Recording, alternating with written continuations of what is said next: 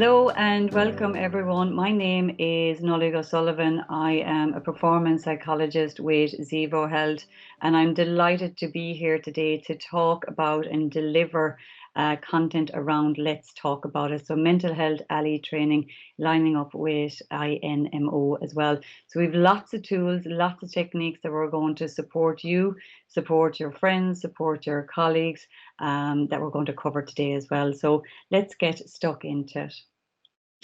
So what we're going to cover today is we're going to look at what is mental health, gaining an understanding of what the World Health Organization highlights is mental health, but also gaining an understanding from ourselves as well.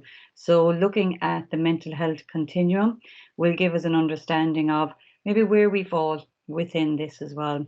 We're also going to look at the symptoms that we might experience or see in people that we care about as well, and also going to look at how we can support others as well.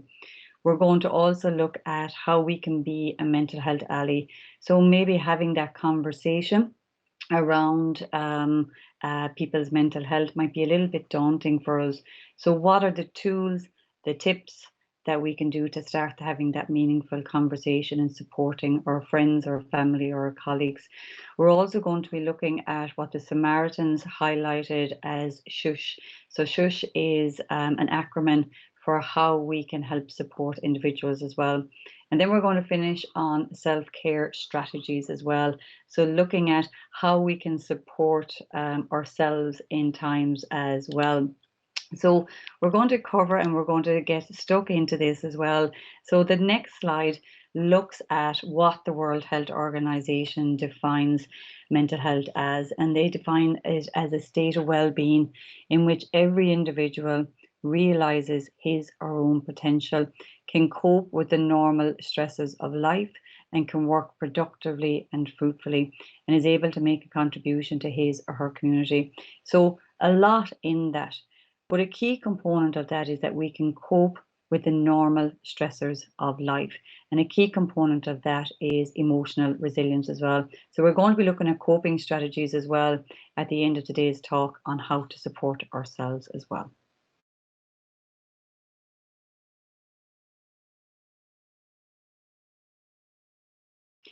So when we look at mental health describes how we think, how we feel about ourselves and others, and how we interpret events in everyday life.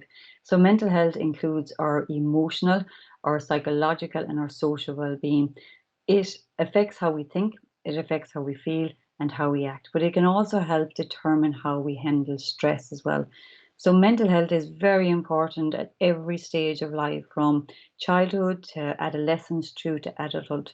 So when we talk about mental health, we're talking about our mental well-being. We're talking about our emotions, our thoughts, our feelings, our ability to solve problems and overcome difficulties. But we're also talking about the importance of our social connections and kind of an understanding of the world around us as well. So a key component of our mental health is our ability to cope with the normal stresses of life. Having what we call emotional resilience can really help with this as well. So at the end of the day, we experience stressors from many areas of our lives, from workplace to relationships to financial stressors. And emotional resilience refers to our ability or the coping strategies that we use to adapt to stressful situations or crisis. Resilience doesn't eliminate the stress, it doesn't erase life difficulties, but what it does is it gives us the tools, it gives us the strength, and can look at how we can help overcome this as well.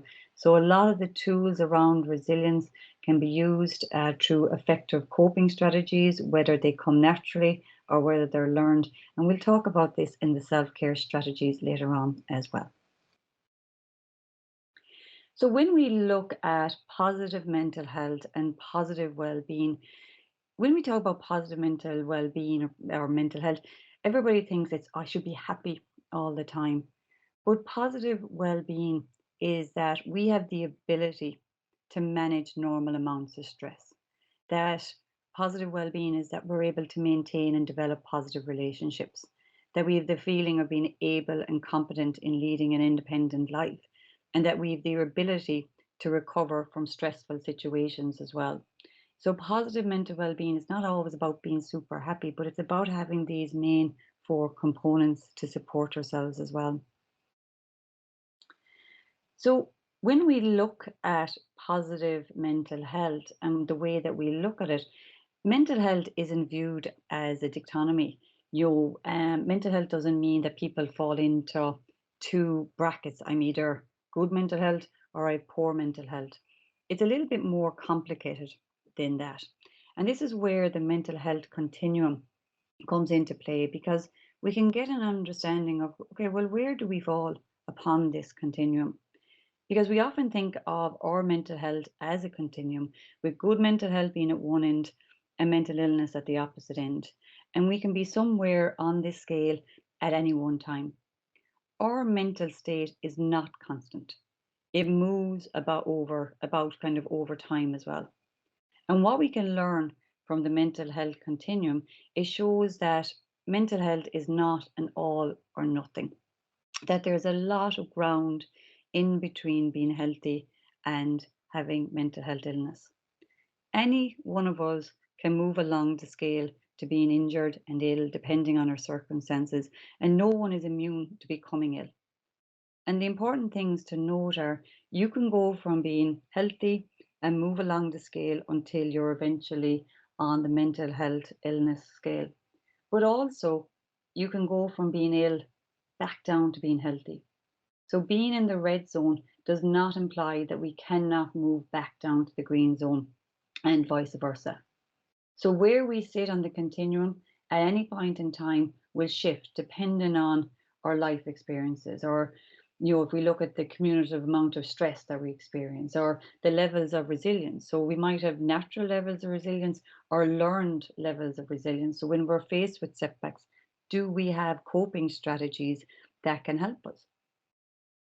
So when we look at it, it's important to remember that we're all capable from moving from one end to the other end of the continuum. And mental health well-being begins with a strong relationship to the self. People would say to me, in the 15 years that you've done psychology, what's your top tip? And my top tip is self-awareness. If you're not aware that you're stressed, then you probably won't do anything about it. If you're not aware that your mental health isn't where it should be, it's absolutely key to be aware, because then you can start putting changes in place. So when we look at mental well-being, it begins with a strong relationship to the self. Acknowledging the presence of any tension, worries, or overwhelming emotions can go a long way. The key takeaway of the concept of the mental health continuum is that human minds are always moving. We're always experiencing maybe change, adversity, whatever that might be. So you need to be aware of, well, where am I on the continuum? And looking at the signs that indicate that you may need additional coping strategies. Maybe you need to learn some more. Maybe you need to put them into practice, or maybe you need to seek help and get that professional help as well that you may need as well. So what is mental illness? The difference between mental health and mental health illness are increasingly being used as if they're the same thing. So mental health and mental illness. A lot of people would say or use them as meaning the same thing, but they're not. Every single one of us has mental health, just like every single one of us have physical health. And sometimes our physical health might get a bit of a battering. We might get a cold, we might get a flu, we might get run down. It doesn't mean that we have a physical health illness. And it's the same when it comes to our mental health. Your mental health might get a bit of a battering. We might be stressed, we might face setbacks, but it doesn't necessarily mean that we have a mental health illness. Everyone has mental health just like everyone has physical health. And as the World Health Organization famously said, there is no health without mental health. So in the course of a lifetime, not all people are going to experience a mental illness, but everyone will struggle or have a challenge with their mental well-being or their mental health. Just like we all have challenges with our physical health or our physical well-being from time to time. We all have days where we can feel a little bit down, we can feel a bit stressed out, we can feel overwhelmed by something that's happening in our lives. And an important part of good mental health is the ability to be aware, to look at our problems, look at our concerns realistically, and going, do you know what, I need to put a coping strategy in place to help support me and my mental health as well. So, when we look at mental illness involves or includes a range of conditions from which there are standard criteria used to diagnose them. So, things such as depression, anxiety disorder, schizophrenia. When we look at mental health illness, there's more than 200 classified forms of mental illness as well. And the research found that it is estimated that 1 in 4 of us will experience a mental health illness, begin at any age, any gender. And when we look at the causes of mental illness, at this time, scientists do not have a complete understanding of what causes mental illness. I suppose if you go along and you even think about the structural and the organizational complexity of the brain, together with the complexity of effects that mental illness have on our thoughts, on our feelings, on our behaviors, it's hardly surprising that figuring out the causes of mental illness is a daunting task. Although scientists at this time do not know fully the cause of mental illness, they have identified factors that put individuals at risk. So some of these are inherited traits, environmental exposures, some are genetic, and some are social as well. So when we look at the signs and the symptoms of mental illness, so this is a list of signs and symptoms from the Mayo Clinic. And when we look at the signs of mental illness, they can vary depending on the disorder, the circumstances, and other factors as well. So, mental illness symptoms can affect our emotions, our thoughts, or our behaviors as well. So, from the Mayo Clinic, they gave an example of a broad range of mental health illness symptoms. So, feeling sad or down, confused kind of thinking, or reduced ability to concentrate, excessive fears or worries, or extreme feelings of guilt, extreme mood changes of highs or lows, withdrawal from friends and activities. Maybe they experience significant tiredness, low energy, or problems sleeping. Maybe they have an inability to cope with daily problems or stress. They may have trouble understanding and relating to situations or to people. They may have problems with alcohol or drug use, major changes in eating habits, changes in sex drive changes, excessive anger, hostility, or violence, or suicidal thinking as well. So I suppose when we look at it, this is a broad range of symptoms, and there are many different mental illness, and they have different symptoms that impact people's lives in different ways. When we look at it, I suppose a key thing here and to be aware of is that there will be significant changes in the person's thinking, their emotions. Oh, sorry, there's significant thinking in their emotions or their thinking or their behavior. Or you might see a difference in distress or problems functioning in social kind of work or family activities as well. And I suppose as well, sometimes symptoms of a mental health disorder appear as physical problems as well, such as stomach pain or back pain or other unexplained pains as well. So these are just general signs to look out for. So for some people, several of these signs might apply, but for others, just 1 or 2, or maybe 3 or 4 might show in that as well. So a key thing to note is if we're looking to support somebody, so if you have any signs or symptoms of mental illness, it's about seeing your primary care provider or mental health professional as well, because most mental illnesses don't improve on their own. And if untreated, a mental illness may get worse over time, and cause serious problems as well. So if you are worried about somebody, you know, getting them to get professional help, there is places that you can go to guide you as well and guide them. You mightn't be able to force someone, or you're not able even to force someone to get professional care, but you can offer encouragement and support. And that's what we're going to talk about after this slide as well, how we can do that. Because you can always help your loved one even find a qualified mental health professional and even make an appointment. And sometimes you may even be able to go along to the appointment with them as well. So getting professional support from your GP. Your GP may provide you direct support or refer you to a community mental health service. There's counselling, psychotherapy services, but also there's also a collective of one-to-one peer and self-directed support services for INMO members on the Let's Talk About It hub as well.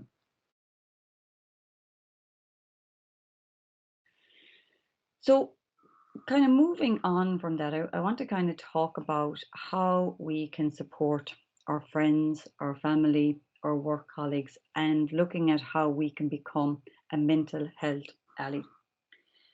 When we look at the research shows that, again, looking at that idea of resilience, that we can actually gain resilience. So resilience is the ability to bounce back after stressful situations. And it's actually strengthened when you give support to others. Building positive relationships with people can actually make a difference in how, excuse me now there for the slide, the thing keeps moving forward. Building positive relationships with people can help make a difference in how resilient you are as well. So the support you get from social connections can add to your feeling of meaning and purpose in life. And this in turn then can boost your resilience. Remember, I was saying at the very beginning of today's talk, a key component of minding our mental health is having this emotional resilience. So actually supporting others is actually a benefit not only for others, but for ourselves as well. So resilient people know that they can depend on the strength of their family and friends when the going gets tough. But it's key that we remember that giving support is just as important as getting support as well. And when we look at it, you can count on your social connections for support, but that they can also count on you as well. So, how can we start a conversation? We all want to be there for people we care about, and sometimes starting that conversation can seem, I suppose, any of those conversations that might seem a little bit deep or meaningful, we might feel a little bit daunted by that. And I suppose a key thing to note here is that you don't need to be an expert to talk to someone who isn't going so well. While you may feel uncomfortable talking to someone about your concerns regarding their mental health or their low mood, simply letting them know you care can make a difference to how they're feeling. And this might pave the way for you to start a conversation with them as well. By talking and listening, you can actually create an opportunity to encourage someone to seek help if needed, or just to be that valuable support that they need as well. I suppose one of the key messages to take away from today is that it's vital not to underestimate the importance of being there just for someone as well. So, what can we do as well? We can ask twice. We know that people often say they're fine when they're not. So, asking twice is a really important way of starting conversations about mental health and letting people know that you really are interested in knowing and helping and supporting them as well. Sometimes we feel uncomfortable opening up if someone kind of goes, "Oh, how are you?" Because we just kind of think they're just being polite. But if the person says, "No, really, like, is everything okay?" We know then that they're not just going through the motions. Even if someone doesn't feel like talking at the moment, they know then in the future that you're there to listen, especially when they're ready. So even kind of saying, "How are you really?" Because sometimes when someone says they're fine, maybe they're not. So knowing the warning signs to look for, so you know when to offer that extra support as well. And if you think someone has been acting differently, it's okay to mention that too as well. You know, especially if it's done in a way that's done in a kind way. So maybe saying something like, "Oh, you seem a little bit quiet recently. Is everything all right? I'm here if you want to talk." And this shows that you care and it opens the door for them to chat about things when they're ready to as well. So, ways that we can start the conversation. First of all, consider what kind of existing relationship you have. with that person. So maybe you're aware of the signs and symptoms, but you've never really kind of got on with them, or maybe you've had an argument with them before, or maybe you just don't feel yourself at this moment in time. Maybe there's a lot of stuff going on for you that you will be the right person to have that conversation. So first of all, consider what kind of existing relationship you have with that person.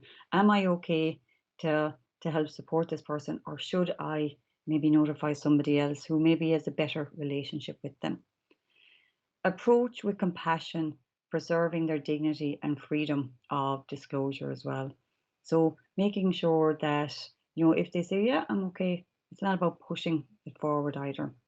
Because your key aim is to understand enough of what the problem is, that the person ends up feeling listened to and then is prompted to seek help themselves, or that you can refer them maybe to professional services, or maybe help them identify, well, what other supports out there that could help this individual as well.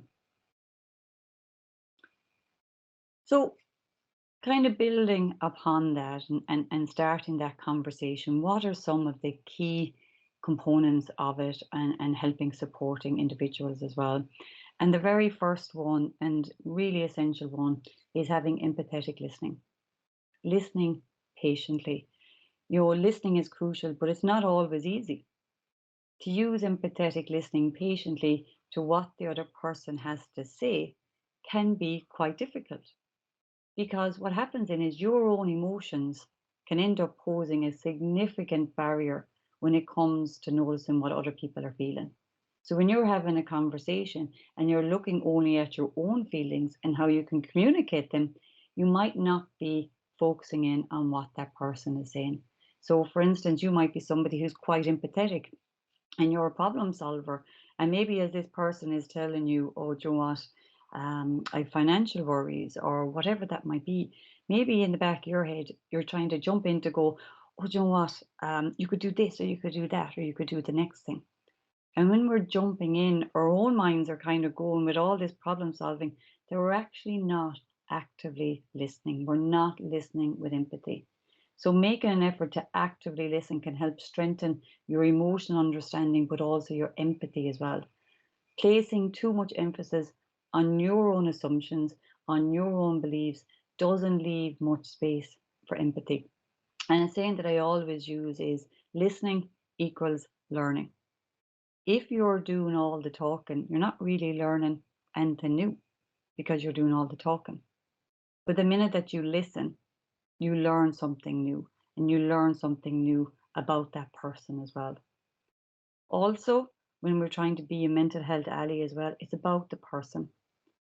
That if you're doing more, even to check in, if you're doing more the talking than what the person is, then it's not person centered.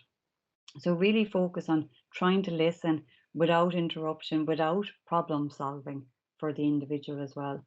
And I always say, think of yourself as a mirror. Repeat the speaker's thoughts and feelings back to you, back to them. Because a lot of the time when someone else is speaking to us about something that's important to them, we kind of get into that problem solving mode. And this can be great in some cases, but sometimes people just need to be heard.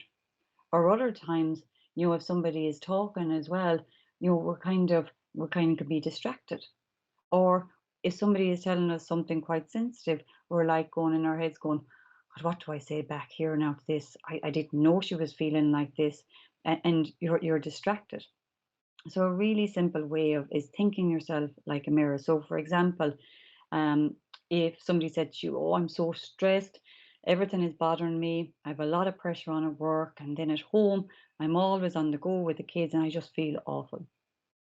So a way of reflecting that back and thinking of yourself as a mirror, you could turn around and say, "Sounds like you have a lot going on at home and work at the minute. This must be very difficult for you." So you're just mirroring back what the person said. And in that way, then you're not in problem solving mode. You're not in problem solving mode.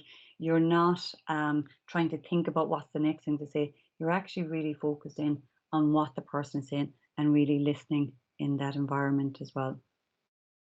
So the Samaritans came up with this short analogy It's not an analogy, it's a little short acronym, sorry, called Shush. And I think it's a really good reminder of how we can support and how we can be a mental health ally for our friends, our family, our colleagues, or whoever we need to help and support as well. So the S is for show you care. Focus in on the other person, make eye contact, put away the phone. To really listen to somebody, you need to give them your full attention. So maintain eye contact, be engaged, or even get into the habit of this. Get into the habit of making this a practice, because it can be hard as well. So maybe the little tricks that you can do or little habits that you can build in is like, when starting the conversation, resolve not to talk about yourself at all in just a conversation, even just to trial it out when you get home, and somebody else is talking to you, try not to tell them about your day and just see what else you have learned about the other person today, or aim to learn at least one new thing about the person who's talking to you. So going along and even trying these little habits can help with showing that we care as well. Have patience. So it might take time and it might take several attempts before a person is ready to open up. Effective listening is about creating trust with another person. So the person sharing shouldn't feel rushed, or they won't feel like they're in a safe environment. If somebody kind of has paused in their response, well, then just wait. They mightn't have finished speaking, and it might take some people, this might be the very first time that they've opened up to anybody about how they're feeling. So it might take them time to kind of formulate, well, what am I trying to say? Or they might find it difficult to articulate what they're feeling. So through kind of this non-judgmental listening, you're allowing the person to really relax into the conversation and using it as a place where they can nearly reflect in on their own emotions. And maybe this is the very first time they've done that. So maybe trying to find those words is quite hard for them as well. Using open-ended questions. So try and use more open-ended questions than closed questions. So closed questions are questions that kind of end in a one-worded answer, such as yes or no. So for example, a one-worded question would be, did you talk to someone about how stressed you're feeling? And the person might go, yeah, I did. No, I didn't. Or did you get out for that walk? Again, closed kind of ended question. So avoiding questions or saying something that closes down the conversation, and closing questions can sometimes do that, whereas open-ended questions encourage the person to talk. So for example, you could say, instead of saying, did you talk to someone about how stressed you're feeling? You could say, what would you like to do about the stress that you're feeling? So as you can see, it doesn't end in a yes or no answer. Or did you go out for that walk today? You could say, tell me about the walk that you went on. So whenever you kind of ask open-ended questions, what you could do then is follow up with questions such as, tell me more about that as well. Then say it back. Check you've understood, but don't interrupt by offering a solution as well. Repeating something back to somebody is a really good way to reassure them that they have your undivided attention. That's why that mirror analogy works as well, because you can check in to see that you're actually hearing what they want you to hear and not putting your own interpretations onto the conversation as well. And finally, the last part of it is have courage. Don't be put off by a negative response, and most importantly, don't feel like you have to fill that silence as well. Sometimes it can feel intrusive, it can feel counterintuitive to ask how they feel. You'll be well able to kind of tell if someone is uncomfortable and doesn't want to engage with you at that level. But sometimes it's exactly what someone needs to be able to share with what's going on in their mind as well, and what they need at that moment in time as well. Just going to move on to the next slide. Sorry now, my connection is lost on that side. I don't know whether, Richard, you can push the slide on for me. Okay, let's come back on again. So what I'm going to talk about now, or even ask you about now, is I want everyone to think of a big secret that you have. Big secret that maybe nobody knows, or you maybe one or two people know. Just think about a big secret that you have.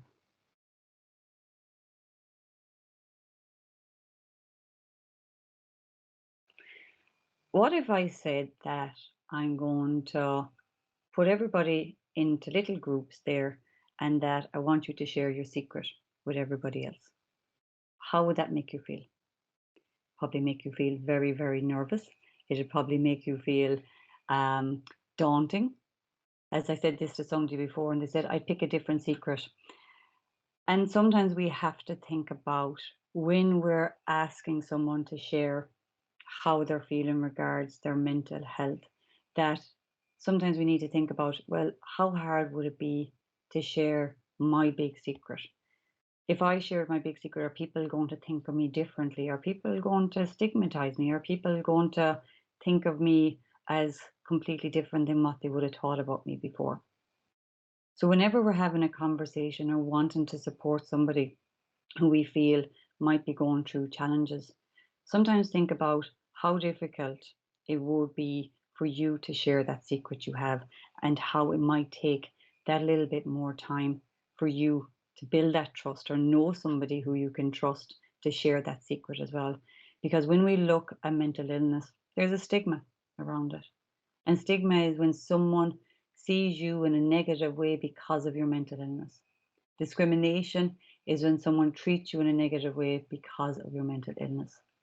Social stigma and discrimination can make mental health problems worse, and they can stop a person from getting the help that they need. So for people with mental health issues, the social stigma, the discrimination they experience can make it a lot harder for them to recover. And it may cause the people to avoid getting the help they need because of the fear of being stigmatized, because of the fear of telling people this secret that they feel they may have. Challenging stigmas is important. Only 35% of people with a common mental health illness receive professional help. There was a survey done by the HSE, and 11% reported personally experiencing mental health difficulties, with a whopping 62% would not want others to know if they're experiencing mental health problems as well.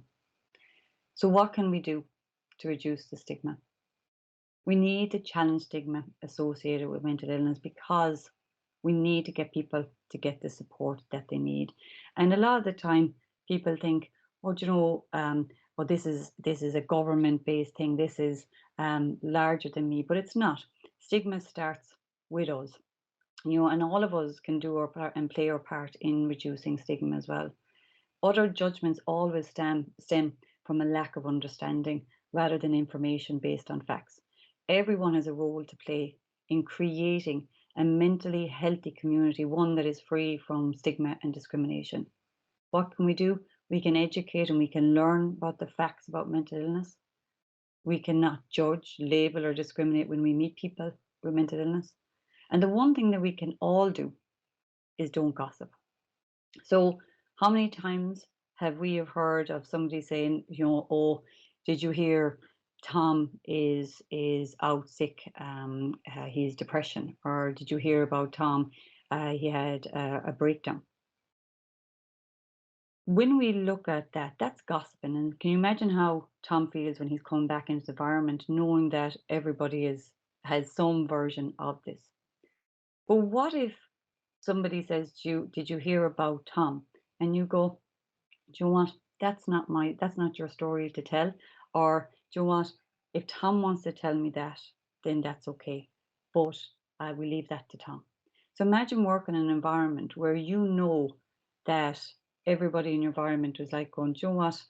That's not my story to tell," or that's, if Tom wants to tell us that, he can tell us ourselves. Can you imagine how Tom feels about coming back into that environment, a safe environment where nobody gossiped about him? So the next time somebody brings that up to you, just go, "Do you know what? If he wants to talk to me about that, well, then that's okay." So we need to talk more openly about our mental health. We need to be conscious of our language as well.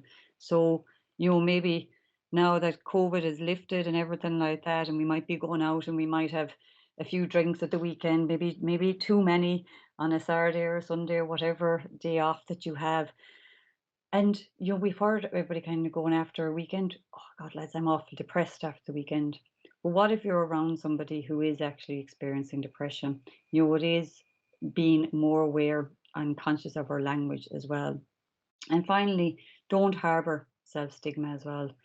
Don't let stigma create self-doubt or shame in yourself if you're experiencing mental health illness. Stigma doesn't just come from others. You may mistakenly believe that your condition is a sign of personal weakness or that you should be able to control it without help. It's an illness, and it's not about knocking yourself. It's about recognizing what you need to do to treat it, to look and seeking support, and even going along and getting that support, that treatment that you need. And even in the future, helping, educating others in making that difference as well. So for the rest of today's talk, I want to focus more on self-care strategies for yourself and looking at what we can do to mind our own mental health in this time as well. So for the last little while, we looked at what is the differences between mental health and mental health illness. We looked at the symptoms. We also looked at the importance of starting that conversation and using the acronym of Sush as well from the Samaritans. But we also looked at stigma. And if we are looking at supporting people, that sometimes just think in your head, how difficult would it be for me to share that secret that I have? And maybe, as I was saying earlier on, it's not about, if we ask once and we're like, well, why aren't they opening up? I know there's something wrong, but it might take them that little bit longer as well. And they might find it difficult, or they might kind of go, can I trust this person as well? So what I want to do now is focusing in on taking a moment. And so what we're going to do is do a very brief exercise. But before we do that exercise, I want to just focus on the way that it's done correctly as well. So I want you to put both feet on the ground, and I want you to put one hand on your stomach and one hand on your chest. Okay? And I want you to take in a deep, relaxing breath into your nose. Deep, relaxing breath in and then out. Which hand moved? Again, take a deep breath in and out. Did the hand on your stomach move or the hand on your chest move? So if the hand on your chest moved, what you're doing is you're not engaging in the relaxing aspect of your breath work as much as what you would do from what we call belly breathing. So when you breathe from your chest, what you're doing is you're sending a signal to the brain to say, no, I'm still in fight or flight response here. I'm not as relaxed as what I should be. However, if when you take a deep breath into your nose, your belly expands and then out through your mouth, your belly goes back in again. This is more relaxing. So it's deep diaphragmatic breathing here, and it has more benefits for you and for your well-being as well. So to start this exercise, I want you just to sit in a comfortable position. You might be sitting on a chair. You might want to lie down. Just make sure you don't fall asleep. And if you choose to sit, just make sure your spine is straight and your shoulders are relaxed. So we tend to focus on inhaling more than we do on exhaling. So just keep in mind that your breathing out in this exercise is just as important as breathing in. So the better you exhale, the deeper you'll be able to inhale as well. And as we do this very short exercise, if you notice that your mind is wandering, just acknowledge it and then just redirect your attention back to your breath. Okay?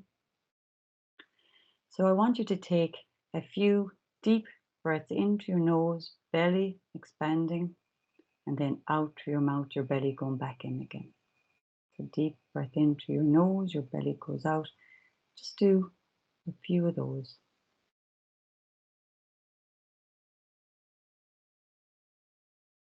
You might find that the first 2 or 3 breaths are hard to catch your breath. Maybe this is the first time that you've slowed down all day.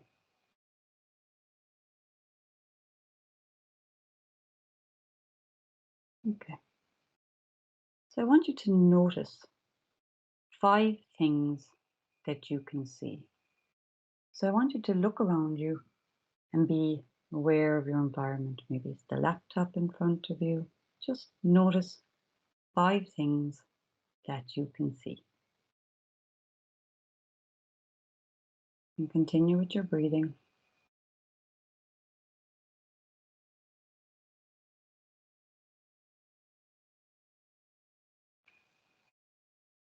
Now, I want you to notice 4 things that you can feel. So bring attention to the things that you're currently feeling. Maybe the texture of your clothing, maybe the smooth surface of your table, maybe you're resting your hands on each other. Notice 4 things that you can feel and the different sensations from each one of those.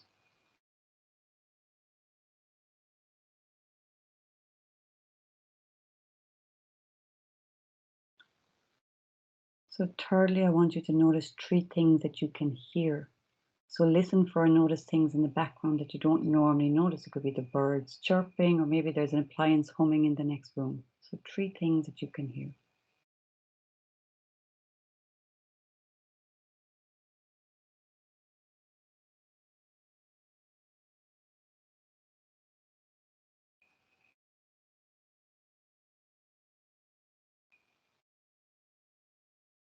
I want you to notice 2 things that you can smell.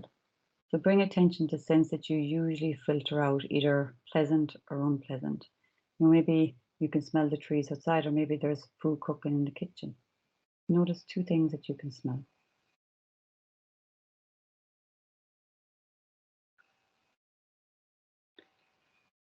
And finally, notice 1 thing that you can taste. So take a sip of a drink, maybe you're chewing gum, or maybe just notice the current taste in your mouth as well. And then I just want you to take 2 deep breaths in and out. So this exercise is known as the 5 senses exercise. The goal of this exercise is that it calms your mind by using your 5 senses to focus in on your environment instead of your thoughts. So when we look about, I suppose, even over the course of your day, what percentage of your time are you right here, right now versus time traveling? That is, worrying about the future or what might happen, or ruminating about the past, about things that you should have done or you didn't do. Most people notice that they're actually in the present moment for just a smidgen of time. But when we practice present practices, they're involved paying purposeful attention to the present moment. And what they do is they allow for us to make space for unwanted thoughts, emotions, and let go attachment to, I suppose, things that are stressing us out. When we pay attention on purpose briefly at various points a day, even while engaged in daily activity, it's really helpful to simply bring your awareness gently to the present by slowing down. And what you can do is use the 5 senses. Or even what you can do is use this deep breath or this mindfulness moment to stop and go, how am I doing? What is it that I need most right now? I'm constantly running and chasing. What do I need? So even paying purposeful attention to even small things that are meaningful and bringing in even a little bit of gratitude into that can be beneficial. So maybe kind of going, how am I doing? Actually, I'm doing okay. So making start small and make doable, so you can practice this several times a day, which you can embed this practice into daily activities that you're already doing. When you're making breakfast, when you're having a shower.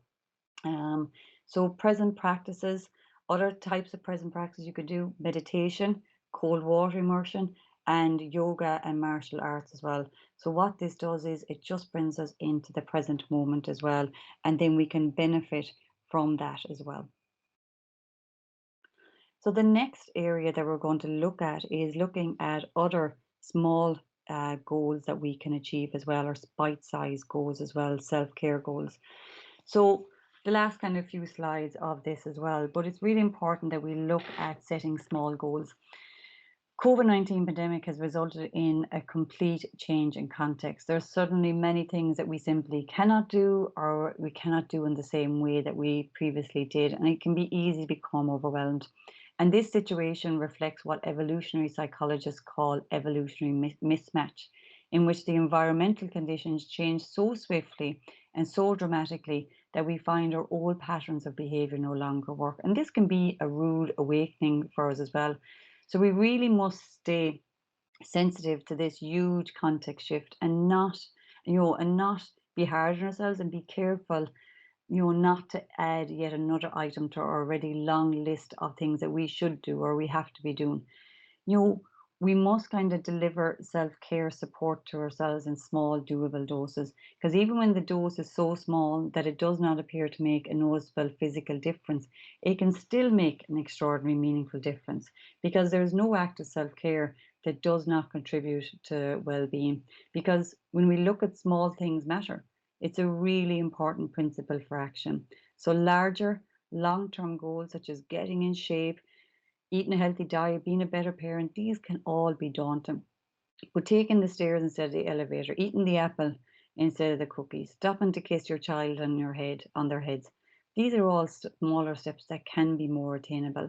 And there's lots of data that show big impacts from small changes, even such as tiny amounts of running, small reductions in sugar intake, not eating that cookie, small nurturing social interactions, and just even a little bit more sleep, because everything interacts. For example, sleep deprivation can have a troubling impact on our appetite. Then it can impact our social interactions. It can have emotion responses.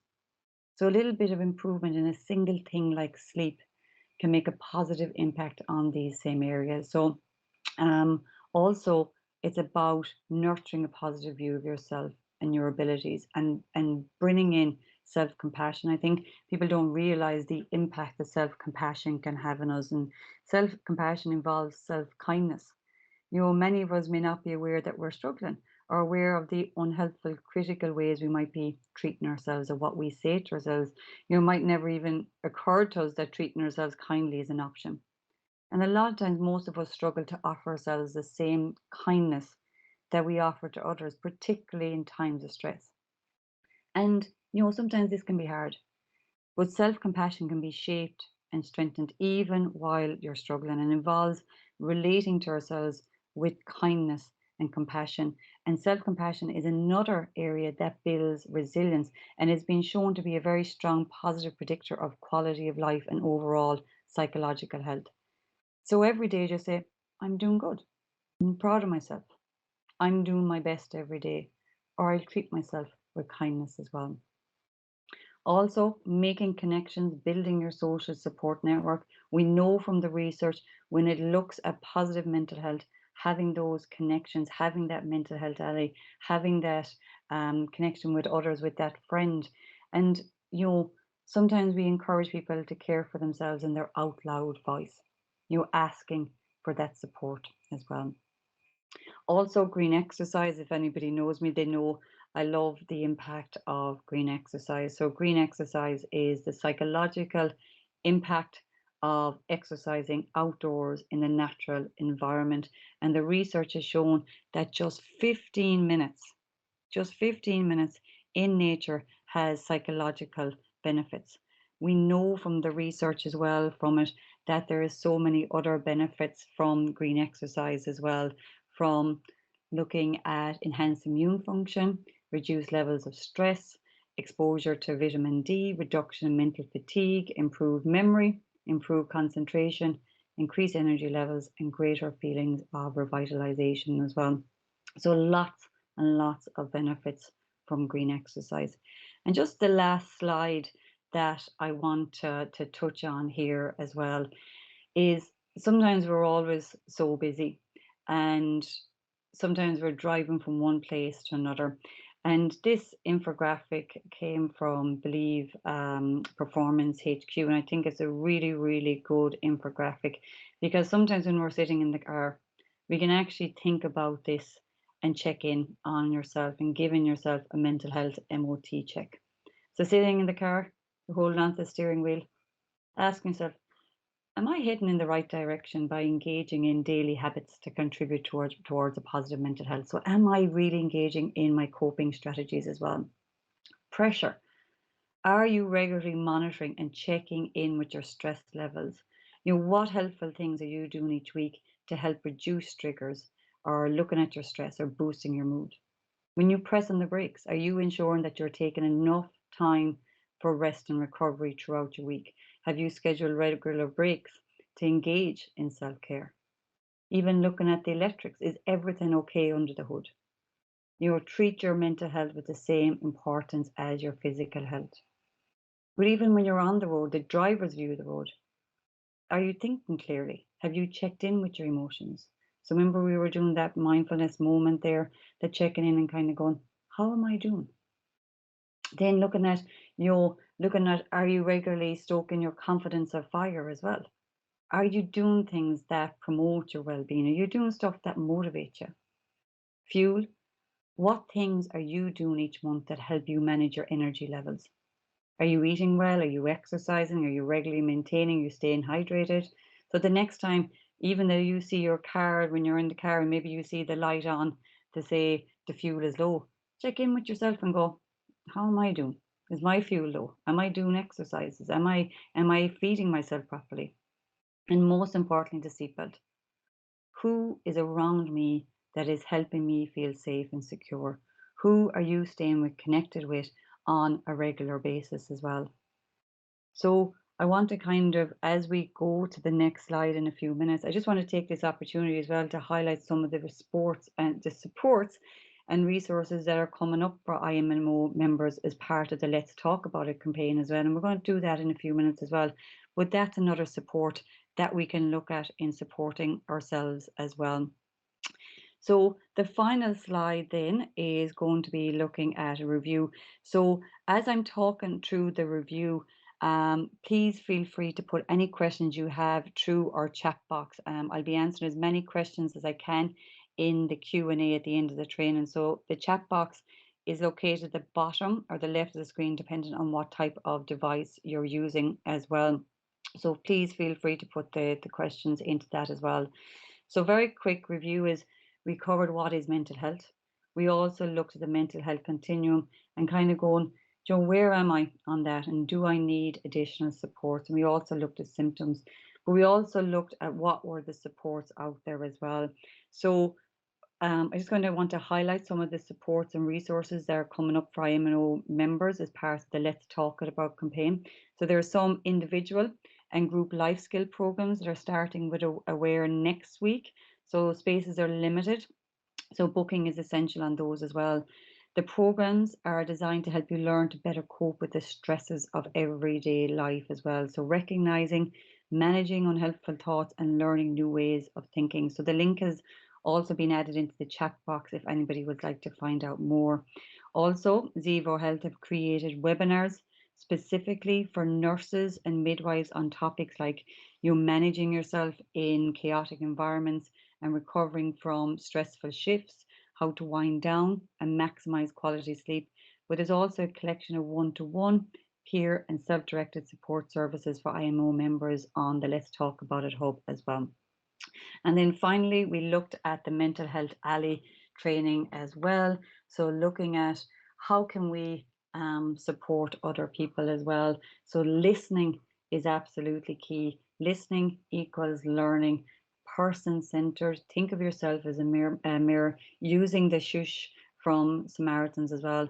And then finally, we looked at self-care strategies. Taking time out, even for that mindfulness exercise, even just taking 10 pace breaths in and out and going, how am I doing? But also looking at the car, that MOT as well, is a good way of acknowledging that as well. So what we're going to do is we're going to go into the question boxes now. And I'll see if there's any questions that they might have. And I think my camera will probably go back on there and I will go on to the questions. So now, just want to say thank you as well for the questions that have come in. So is there any advice that you can give to us to help to switch off after a hard day? So I suppose the bit of advice that I can give about switching off after a hard day is that a lot of the time we don't psychologically detach. After a long day, we might come home and we've allowed the stressors of our day to impact us as well. So one of the, I'll just turn my camera on there. I don't know why it wasn't coming on there. Yeah. So hello everyone. But one of the things that we can do, the question, sorry, I'll just go back to that question again. Is there any advice that you can give us to help us switch off after a hard day? So one of the bits of advice that I give everybody is to have a transition ritual. So a transition ritual is a ritual in which maybe takes 10 or 15 minutes, but what it does is it triggers that idea of actually, do you know what, this is closing out from my working day into my home day. So simple triggers can be taking a shower. So again, that cold water immersion. So you could actually build that presence activity that we did earlier on, you know, the different, the 5, the 4, the 3, while you're actually in the water as well. So that can actually have powerful impacts on you as well. We said as well that green exercise can be highly beneficial. 15 minutes, again, another 10-15 minute transition ritual as well. Another thing that I would encourage people to do as well is a lot of the time we're always looking at what we have to do next or what we have to do tomorrow. But sometimes even taking 5-10 minutes out and going everything that you achieved today. And again, that kind of links back into that self-compassion rather than kind of going, I must do this, I should be doing this. That instead it kind of feeds back to that idea of actually, do you know what, I got this done today, or I did the best that I could today as well. So that's a really handy way as well. So having a transition ritual, 10, 15 minutes, and get into using it as a routine as well. So that can be key as well. So thanks for that question. Um, Another one is what other techniques can I use to help with feelings of being stressed all day? So there's a terminology in psychology that we use, and it's called, and you might have heard it in other talks I talked about as well, is the spillover effect. So the spillover crossover effect. So the spillover effect is where our emotions, our stress levels can be heightened at a certain part of the day. And then we don't actually put a coping strategy in place, or we don't address that, or we're not aware that our emotions are heightened. And that emotion then can spill over into the rest of our day. So we're actually not taking time to bring down our emotions at all. And what we can find is that maybe we've had a stressful day at work, and that can spill over into our home life as well. And there's research around that there's a crossover effect that sometimes our mood can cross over into people around us as well. So have you ever gone home after a hard day of work and went, everybody's cranky in this house today, but maybe your mood has crossed over to them as well. So very, very simply, back to the power of our breath. So if you had a stressful moment, it's about taking your 2 minutes, 3 minutes out and focusing on your breath work. So people would say, sure, how can I calm myself? How would 3 minutes or 2 minutes actually be beneficial to us? And there was actually research done, because I work in sports psychology as well. And there was a piece of research done at looking at the difference between top tennis players and average tennis players. And what they found was, so in tennis, between points, I think it's about 20 seconds or 30 seconds that there is between points, that they found that the top tennis players were using that 20 seconds to focus in on their breath, whereas the average tennis players didn't use that 20 seconds at all. So when it came to the third or the fourth set, the top tennis players had focus, but they also had enough energy to keep moving forward as well because they were able to focus in on their thoughts. And so I suppose the moral of that story is that yes, 2 minutes, 3 minutes is a short period of time, but we can see the benefits from that as well. So again, going back to the idea of self-awareness and knowing that you're stressed as well, and kind of going, okay, well, what coping strategies? Or maybe it's just going outside and taking those deep breaths in, or maybe at lunchtime, I'm going to go out and get that 15 minutes of exercise as well. So I think there's more questions as well. Let's see. Any tips on how to be self-aware? So great question there on that one as well. Self-awareness does take a little bit of practice. Even for myself, I find that some days I'm like going, you're so busy and so kept going. I suppose like a lot of yourselves as well. But it's about making time to be awareness. So I would be a big fan of journaling, and it's not about going off journaling for an hour or 2 hours or anything like that, but it's about coming away and even like that mindfulness practice there, checking in. So what I normally do is, and then what I would encourage if you had the time to do it as well, or even to in your mind, is think of it like a traffic light system. So in your day, go along and go, okay, where am I now? So if I'm a red, do you know what? My stress levels are very high, or my emotions are very high, or I'm not feeling the best that I should be feeling. Orange, I'm somewhat, or green, do you know what? I'm all good to go here as well. So on the hour, every hour, just check in, go, am I at a green? Am I at an orange? Am I at a red? And if I'm at an orange, go, okay, I need to take a step away just for 2, 3 minutes, go into the bathroom, whatever that might be, and just be able to stop that spillover from impacting as well. Or maybe it's I'm at a red, so maybe I might need that few more minutes to focus in on it as well.